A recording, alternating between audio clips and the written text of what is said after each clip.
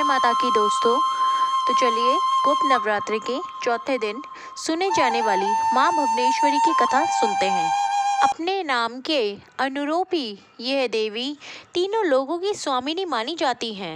प्रकृति से संबंधित होने के कारण इन देवी को मूल प्रकृति से भी जोड़ा जाता है। इन्हें मूल प्रकृति भी कहा जाता है। आद्य शक्ति स्वरूप में माँ भुवनेश्वरी भगवान शिव के लीला विलास की सहचर्य यानी कि शिव जी की सखी हैं। पौराणिक कथा के अनुसार एक बार मधुकैटभ जैसे असुरों ने पूरे विश्व पे हाहाकार मचा रखा था। तब हारे हुए देवता सभी श्री हरि नारायण के पास पहुँचे और उनसे उनकी निद्रा से उठने का उनसे आग्रह करने लगे ताकि वह मधुकैटभ को मारकर उनसे सभी देवताओं की रक्षा कर सके। तब इस प्रकार की स्तुति सुनने के कारण भगवान श्री हरि नारायण अपनी निद्रा से जागे। भगवान विष्णु ने मधु और कैटभ के साथ 5000 सालों तक भयंकर युद्ध किया। इतना ज़्यादा लंबे समय तक युद्ध करने के कारण भगवान नारायण थक गए और फिर उसके बाद उन्होंने देवी आद्य शक्ति माँ भगवती से प्रार्थना करनी शुरू कर दी।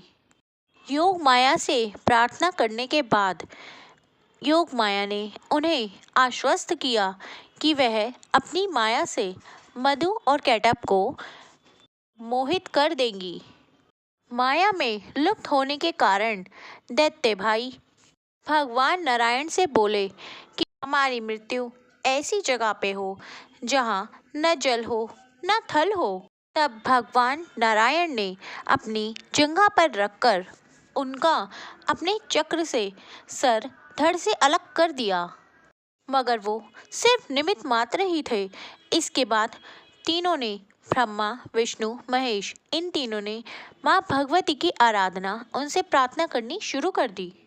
ऐसी स्तुति देख माँ भगवती ने भगवान ब्रह्मदेव को सृजन का और नारायण को पालन का और महादेव को संहार के लिए चुन लिया।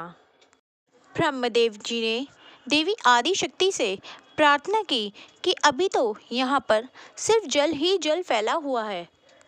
पंच तत्व गुण तन मात्राएं इंद्रियां आदि ये सब तो अभी तक व्याप्त ही नहीं है। अभी भी तीनों देव शक्तिहीन हैं। इसके बाद माता मुस्कुराई और उन्होंने तीनों देवताओं को उनके सामने एक विमान प्रस्तुत किया और उनसे उसमें बैठकर चमत्कार देखने का आग्रह किया। तीनों देवों के विमान में बैठने के बाद विमान आसमान में उड़ने लगा। वह विमान मन की गति से पहुंचकर एक अजीब से स्थान पर पहुंच गया। यह स्थान रत्नद्वीप और अमृत का सागर था। वहां पर मनमोहक आकर्षण जंगल बने हुए थे। जैसे ही त्रिदेव अपने रथ से बाहर उतरे वैसे ही वह सब जो उन्हें दिख रहा था वह एक स्त्री के रूप में बदल गया। जब उन्होंने उस द्वीप को गौर से देखा तब उन्हें उसमें एक शहर भी दिखा।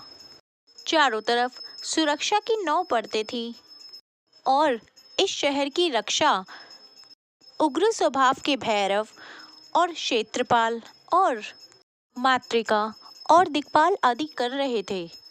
जैसे ही वह शहर के अंदर गए वहाँ की सौंदर्यता और वहाँ का विकास देखकर वो तीनों मंत्रमुग्ध हो गए। आखिरकार वह शहर के मुख्य राजमहल में जा पहुँचे जहाँ पर जिसका नाम चिंतामणि गृह था, जिसकी सुरक्षा स्वयं योगिनियाँ कर रही थी। ये शहर श्रीपुर था, देवी भुवनेश्वरी की राजधानी जो कि मणिद्वीप की रानी थी। जैसे ही त्रिदेव महल के अंदर पहुँचे वहाँ पर उनको माँ भुवनेश्वरी के दर्शन हुए। उनकी छटा लाल रंग की थी और उनके 3 नेत्र थे, 4 भुजाएं थीं और उन्होंने लाल रंग के वस्त्र धारण कर रखे थे। उनके शरीर पे लाल चंदन का लेप लगा हुआ था और उन्होंने लाल कमल की माला धारण किए हुए थी। बाएं हाथ में उन्होंने अंकुश और पाश पकड़ा हुआ था।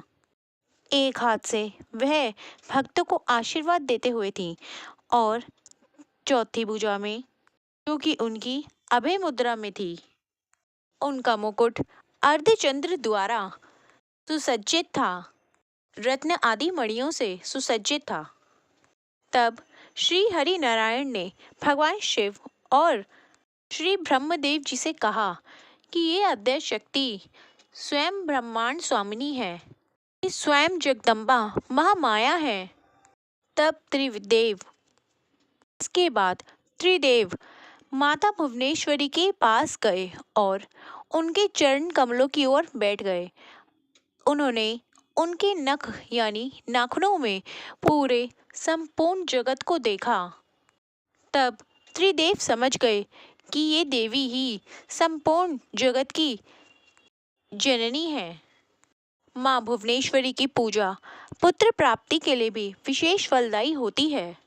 माँ को सफ़ेद रंग की मिठाइयों का भोग लगाना चाहिए। माँ भुवनेश्वरी की कथा आपको कैसी लगी, प्लीज़ नीचे कमेंट बॉक्स में लिख के ज़रूर बताइएगा। धन्यवाद। जय माता की।